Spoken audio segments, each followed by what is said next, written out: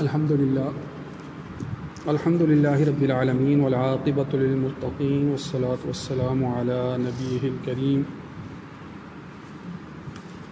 اما بعد فاعوذ باللہ من الشیطان الرجیم بسم اللہ الرحمن الرحیم ما كان لبشر أن يؤتيه الله الكتاب والحكم والنبوة ثم يقول للناس كونوا عبادا لي من دون الله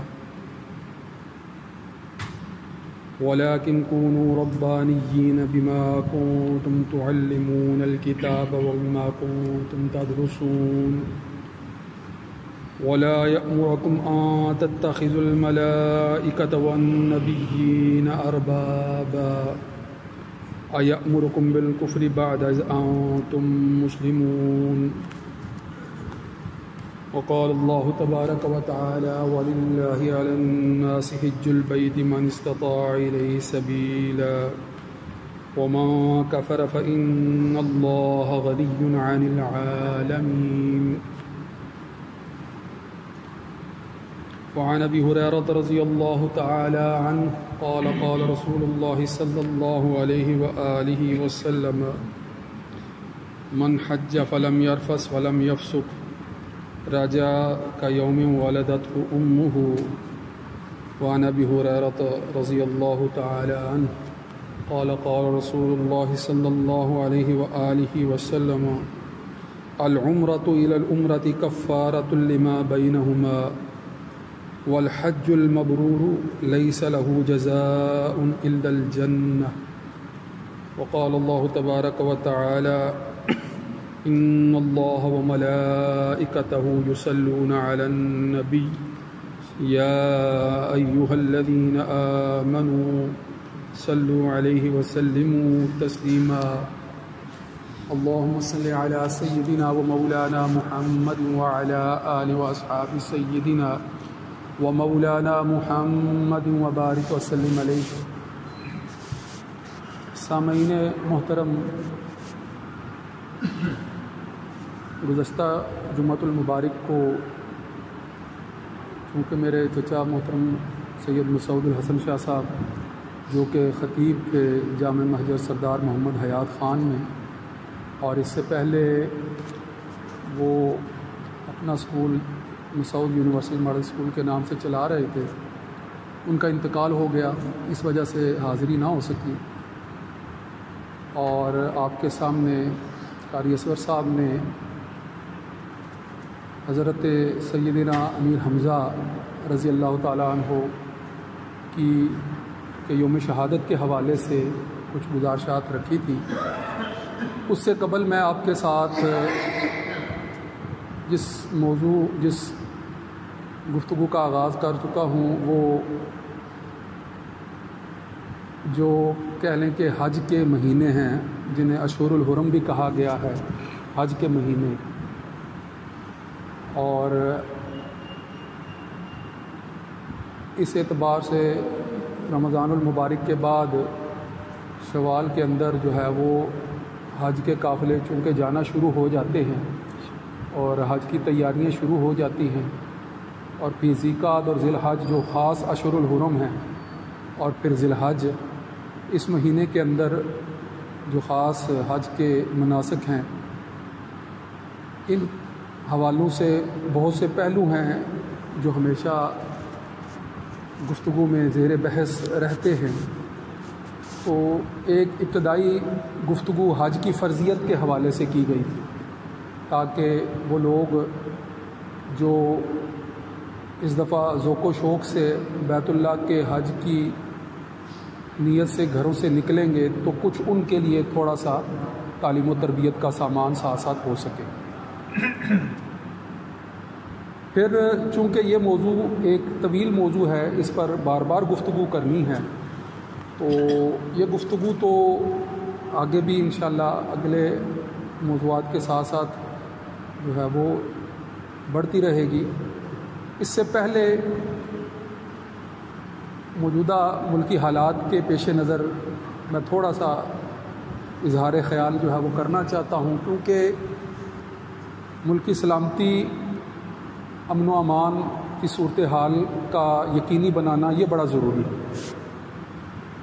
کسی بھی ملک کی، کسی بھی قوم کی، کسی بھی علاقے کی، کسی بھی نوعیت کی ترقی، یعنی وہ معاشی ترقی ہو، وہ معاشی ترقی ہو، معاشرتی طور پر یا اخلاقی طور پر جو ہے وہ کردار کے حوالے سے تعلیم اور تربیت ہو، یا پھر معاشرتی دیگر جو شعبہ جات ہیں ان حوالوں سے،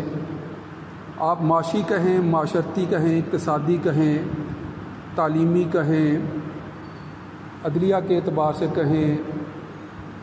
صحت کے اعتبار سے کہیں، دنیاوی کسی بھی شعبے کے اعتبار سے اگر ترقی کے خواہاں ہیں تو یہ بغیر امن عامہ کی صورتحال کو قائم کیے ممکن نہیں۔ یہ ایک واضح سی سیدھی سی بات ہے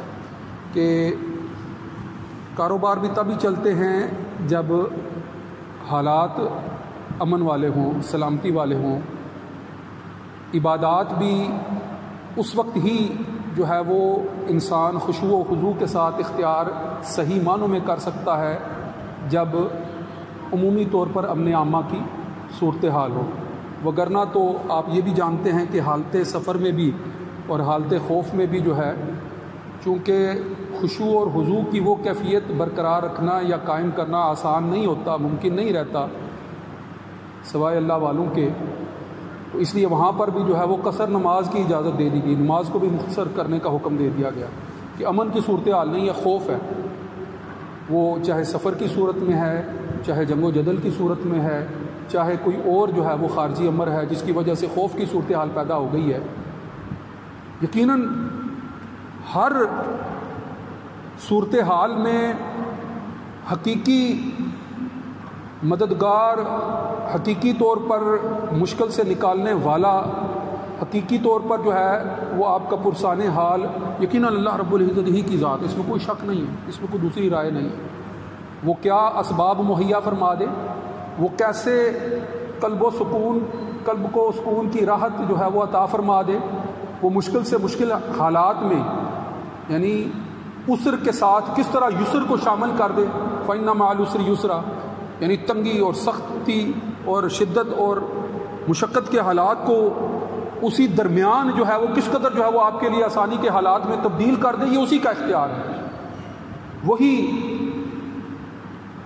حی لا یموت ذات جو ہے، وہی ذات جو زندہ کرتی ہے، جو موت سے ہمکنار کرتی ہے، وہی ذات سکون قلب عطا کر سکتی ہے، وہی ذات جو ہے وہ دنیا کے اندر، زندگی کے اندر آپ کو ایسی صورتحال سے جب آپ دو چار ہوں، یقیناً یہ بھی اپنی جگہ پر بات طے ہے کہ جو بھی مصائب ہیں، جو بھی مشکلات ہیں، جو بھی سنگین صورتحالات ہیں، جو بھی آزمائشیں ہیں، انسان ہی کے لیے ہیں، اللہ ہی کی طرف سے ہیں۔ انسان کیا ان مشکل حالات میں یاد الہی سے کہیں غافل تو نہیں ہو جاتا؟ جب وہ مشکل میں ہے تو کیا پھر بھی جو ہے وہ میری طرف متوجہ رہتا ہے کہ نہیں رہتا ہے؟ پھر بھی مجھے سے جو ہے وہ رجوع کرتا ہے یا نہیں کرتا؟ مجھے سے مدد کا طلبگار ہوتا ہے یا نہیں ہوتا؟ کیا وہ اللہ ہی کے نیک اور برگزیدہ بندوں ہی کے اسوہ حسنہ کو جو ہے وہ اپنے لیے مشعل راہ بناتا ہے کہ نہیں بناتا؟ یہ سارے پہلو، جتنے بھی یہ سارے پہلو ہیں، آپ دونوں اعتبارات سے دیکھ لیں کہ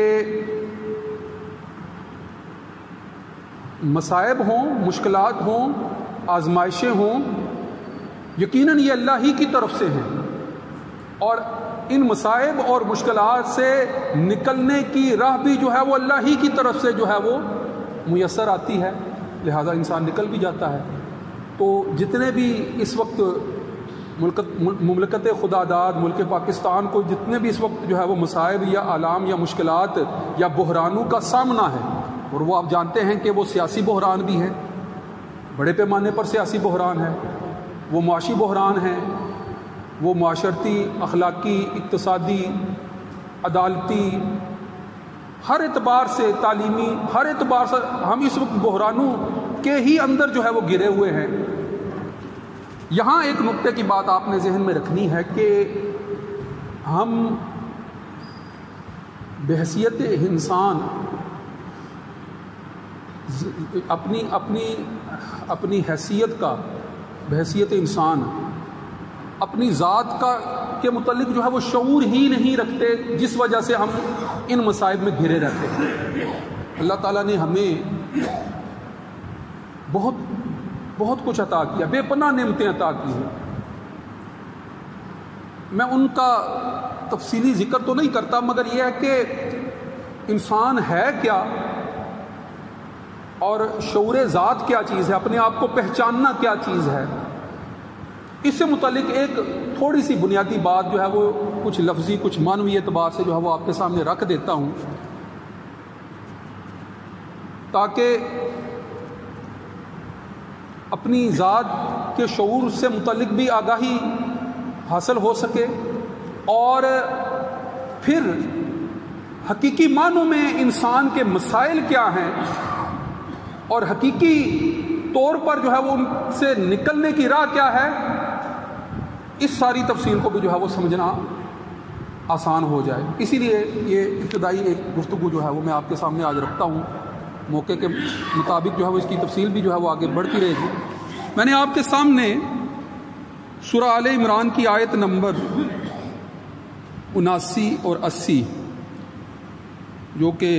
8ویں رکوع کی آخری 2 آیات ہیں، شروع میں ان کی تلاوت کی ہے۔ یہ انسان کی ذات کو اور انسان کے مقام و مرتبے کو سمجھنے کے اعتبار سے بڑی اہم آیات ہیں۔ ذرا تھوڑا سا ان کا مفہوم جو ہے وہ سامنے رکھ لیں۔ خاص طور پر بنی اسرائیل کا جو طرز عمل رہا ہے، جن میں آل عمران بھی جو ہے وہ شامل ہے، ان کا جو طرز عمل رہا ہے انبیاء اور رسول سے متعلق، اور وہ انبیاء اور رسول کی کثر شان یعنی ان کی جو ہے وہ قدر و منزلت گھٹانے کے اعتبار سے جو اقدامات کیا کرتے تھے، اور اللہ کی وحدانیت سے لوگوں کو منحرف کرنے کے لیے ان کے ساتھ کیسے جھوٹے عقائد منسوب کر دیا کرتے تھے، اس کو موضوع بنا کر جو ہے وہ بنیادی مفہوم کو سمجھایا گیا ہے۔ ذرا غور کیجئے گا۔ بسم اللہ الرحمن الرحیم۔ اللہ رب العزت فرما رہا ہے، ما کان لبشر ان یؤتیہ اللہ الکتاب، کہ کسی بشر کے لیے یہ ممکن نہیں ہے کہ اللہ اس کو کتاب، والحکمہ، اور حکم سے مراد آپ یہاں پر جو ہے وہ دینی بصیرت لے سکتے ہیں، والنبوہ، اور نبوت عطا کرے، ثم یقول للناس، اور پھر وہ لوگوں سے یہ کہے، کونوا عبادا لی من دون اللہ، کہ تم اللہ کے سوا میرے بندے بن جاؤ۔ اب ذرا غور کریں نا، یہاں پر بشر کا لفظ استعمال ہوا ہے، چونکہ تو تھوڑا سا اس کی بھی وضاحت آپ کے سامنے کر دیتا ہوں کہ انسان کے لیے بشر کا لفظ بھی استعمال ہوا ہے، یہ قرآن مجید کی آیات واضح ہیں۔ دوسری جگہ پر بھی ما کانا، رسول اللہ صلی اللہ علیہ وسلم کی ذات کے متعلق بھی جو ہے وہ یہ خاص ذکر کیا گیا ایک جگہ پر، بڑی طویل اور بعض اوقات بڑی اختلافی بحث بھی چلتی ہے، میں اس بحث میں نہیں جاؤں گا، صرف ابتدائی مفہوم کے اعتبار سے جو ہے وہ کچھ تھوڑی سی فہم کو کھولنے والی بات آپ کے سامنے رکھ دوں گا کہ جو بشر کا لفظ ہے یہ ظاہری جسم کے خد و حال پر دلالت کرتا ہے۔ یہ یاد رکھیے گا، یہ جسم ہے جس کے اوپر بال ہیں، یہ کھال ہے، کھال کے اوپر جو ہے یہ جسے جلد کہتے ہیں، کھال ہے، اس کے اوپر بال ہیں، یہ جو خد و خال نظر آتے ہیں، چہرہ نظر آتا ہے، یہ جو جسم ظاہری طور پر نظر آتا ہے، بشر کا لفظ اس کے لیے استعمال ہوتا ہے۔ لغت میں اگر فیروز آبادی کی لغت آپ دیکھیں نا، ڈکشنری ہے، فیروز اللغات دیکھیں، یا کوئی بھی عربی لغت کی کتاب دیکھیں گے تو آپ کو بشر کے لفظ کے اندر ابتدائی معنی یہی ملے گا، یہ جو ظاہری جسم ہے، ظاہری کھال ہے، یہ جو آپ کا وجود جو ظاہری طور پر کسی بھی فرد کو جو ہے وہ سامنے نظر آتا ہے، یہ کھال جس پر جو ہے وہ ہمارے سر کے بال ہیں، داڑھی کے بال ہیں، مونچھیں ہیں، پورے جسم پر بال ہی بال ہیں، اس اعتبار سے بشر، جلد اور کھال کے اعتبار سے بشارت کا بھی لفظ اسی سے نکلتا ہے اور مباشرت کا لفظ بھی اسی سے ہے۔ دونوں میں جو ہے وہ بڑی مماثلت ہے کہ جب انسان خوشی سے نہال ہوتا ہے، اس کو کوئی بات خوشی والی پہنچتی ہے، خوشخبری، آپ صلی اللہ علیہ وسلم کو مبشر بنا کر بھیجا گیا، قرآن بھی مبشر ہے، بشارتیں سنانے والا، خوشخبریاں سنانے۔ جب انسان کوئی خوشی کی بات سنتا ہے، خوشخبری سنتا ہے، تو اس کی ساری جلد، اس کے روئے روئے کے اندر جو ہے وہ ایک بشاشت کی جو ہے وہ لہر سی دوڑ جاتی ہے، یہ جلد کے اوپر یہ اثرات پورے جسم میں وہ محسوس کرتا ہے کہ وہ بڑا خوشی کے جو ہے وہ ساتھ، اس لیے بشارت کے اندر جو ہے وہ خوشخبری کے معنی بھی پائے جاتے ہیں، اور مباشرت میں بھی جو ہے وہ انسان کی جلد انسان کے جلد کے ساتھ جڑتی ہے، پیوست ہوتی ہے، تو اس لیے اس کو مباشرت کہا گیا۔ تو بشر کا لفظ اس ظاہری جسمانی خد و خال کے لیے ہے، مگر کیا انسان جو ہے وہ اس صرف گوشت پوست کے، اس چمڑے کے بنے ہوئے انسانی ظاہری جسم کا نام ہے؟ انسان کیا صرف جسم کا نام؟ انسان صرف جسم کا نام نہیں ہے، اس ظاہری جسم کا نام انسان نہیں ہے، یقیناً اس کے اندر ایک روح بھی ہے، اس کے اندر زندگی بھی ہے، روح کی وجہ سے زندگی ہے، اور ظاہری جسم اور روح مل کر جو ہے وہ دونوں کے مجموعے کو انسان کہیں گے۔ صرف جو ہے وہ یہ گوشت پوست کا جو جلد کا جو ہے وہ ظاہری جو ڈھانچہ نظر آتا ہے، یہ صرف انسان نہیں ہے، یہ تو مٹی کا پتلا ہے جس کے لیے بشر کا لفظ استعمال ہوتا ہے۔ اور جب آپ ظاہر اور باطن دونوں کو دیکھیں گے، مجموعی اعتبار سے دیکھیں گے، علمی اعتبار سے دیکھیں گے، علوم اور معارف کو سمجھنے کی صلاحیت رکھنے کے اعتبار سے دیکھیں گے، تو پھر اس کے لیے بشر کا لفظ استعمال نہیں کریں گے، پھر یہ انسان کہلائے گا، پھر یہ انسان کہلائے گا۔ ظاہری جسم کے اعتبار سے بشر ہے، مگر علمی علوم اور معارف کو جو ہے وہ سمجھنے سمجھانے کی صلاحیت ہونے کے اعتبار سے یہ انسان ہے۔ اللہ تعالیٰ نے اس کو عقل دی ہے، اللہ تعالیٰ نے فہم دیا ہے، شعور دیا ہے۔ اور اگر نسب اور نسل کے اعتبار سے دیکھیں گے تو اس کو آدمی کہیں گے، پھر انسان نہیں کہیں گے کہ آدم علیہ السلام کی اولاد میں سے ہے۔ نسب اور نسل کے اعتبار سے یہ آدمی ہے، تو یہ تین الفاظ استعمال ہو رہے ہوتے ہیں، تو آپ اس کو معنوی اعتبار سے جو ہے وہ ذہن میں رکھیے گا کہ بشر کا لفظ آیا ہے تو یہ ظاہری خد و حال کو ظاہر کر رہا ہے، جسمانی۔ انسان کا لفظ آیا ہے، انسان کا لفظ آیا ہے تو پھر یہ پورے اس وجود کی طرف اشارہ کر رہا ہے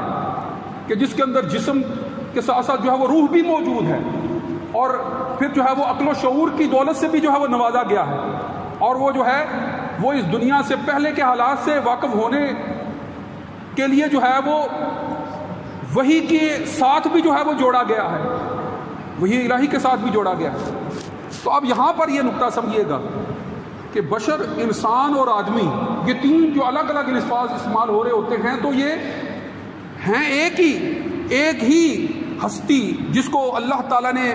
اس دنیا میں اشرف المخلوقات بنایا ہے، اسی کے لیے استعمال ہو رہے ہوتے ہیں، مگر یہ اس کی تین مختلف حالتوں کی طرف جو ہے وہ اشارہ کر رہے ہوتے ہیں۔ تو آپ غور کیجئے گا کہ سب سے جو ابتدائی صورت ہے بشریت کی جو صورت ہے، تو اس آیہ کریمہ میں فرمایا جا رہا ہے کہ کسی بشر کے لیے یہ نہیں ہے کہ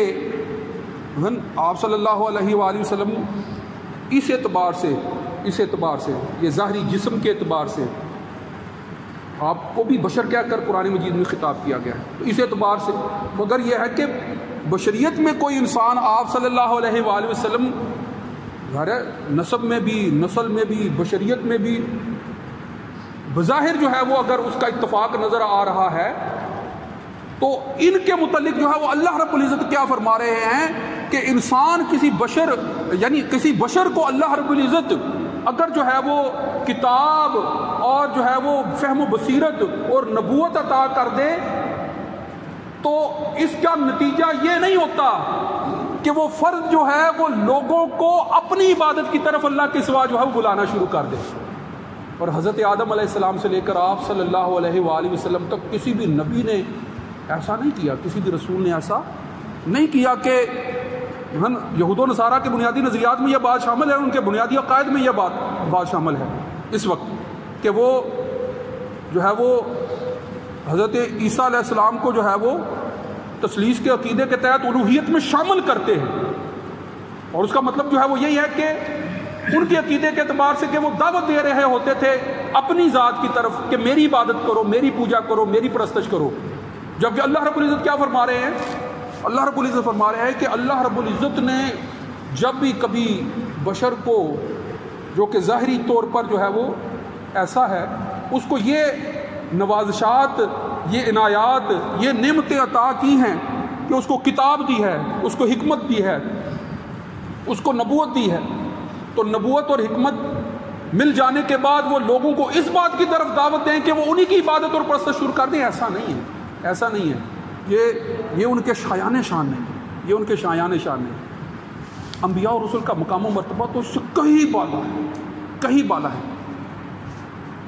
آپ سے خود فرمایا کہ ما انا بشر مثلکم، مگر ساتھ یہ بھی فرما دیا یوحی الیہ، کہ تم جو ہے وہ ظاہری اعتبار سے اگر یہ سمجھتے ہو کہ میں تمہاری طرح ہی بشر ہوں، ٹھیک ہے، ظاہری جسمانی اعتبار سے تمہاری ہی مثل نظر آنے والا ہوں، مگر جو ہے وہ میری طرف وہ کلام جو ہے وہ وحی کیا گیا ہے جو علوم کے اعتبار سے، شعور کے اعتبار سے، فہم و فراست کے اعتبار سے، اور پھر جو ہے وہ دیگر بہت بے پناہ فضائل کے اعتبار سے، غیب کی خبروں کے جان لینے کے اعتبار سے مجھے تم سے کئی گنا جو ہے وہ افضل بنا دیا گیا ہے، اس لیے فرما دیا یوحی الیہ، میری طرف تو وحی کی جاتی ہے، وحی نے آپ کا مقام و مرتبہ جو ہے وہ عام انسانوں سے کئی افضل، اور جیسی وحی اور جیسا جو ہے وہ مقام و مرتبہ آپ کو دیا گیا وہ تو پھر سید المرسلین کا مرتبہ ہے کہ تمام انبیاء سے افضل، تمام انبیاء سے افضل۔ بہرحال یہ صرف جو ہے وہ انسان جو اپنی ذات کا شعور نہیں رکھتا ہے، جس کو اشرف المخلوقات کہا گیا ہے، جو اپنی ذات کا شعور نہیں رکھتا ہے اور بطور انسان اس کا طرز عمل کیا ہونا چاہیے، اس کی ذمہ داریاں کیا بنتی ہیں اور وہ کر کیا رہا ہوتا ہے، اور جو ہے وہ اپنی ہی جو ہے وہ دانست میں اپنے آپ کو صحیح سمجھتے ہوئے بھی ایسے اقدامات کر رہا ہوتا ہے جو نقض امن کا جو ہے وہ سبب بن رہے ہوتے ہیں، جو معاشرے کے اندر جو ہے وہ امن و سلامتی کو پارا پارا کرنے کا سبب بن رہے ہوتے ہیں، یہ خود شعوری کے نہ ہونے ہی کی بدولت ہے۔ لہٰذا اس پہلو سے جو ہے وہ ذات کا شعور، اپنی ذات کا شعور، پھر انبیاء کے مقام و مرتبے کا شعور، اور پھر جو ہے وہ اپنی سیاسی حیثیت کا شعور، ان چیزوں کو متعین کر لیں گے تو پھر جو ہے وہ آپ جو ہے وہ صحیح معنوں میں امت مسلمہ کے فرد کی حیثیت سے جو ہے وہ کوئی خدمت کرنے والے فرد کا کردار ادا کر سکیں گے، وہ کرنا بہت مشکل ہو جائے گا۔ وآخر دعوانا ان الحمد للہ رب العالمین، سنت ادا فرمائیں۔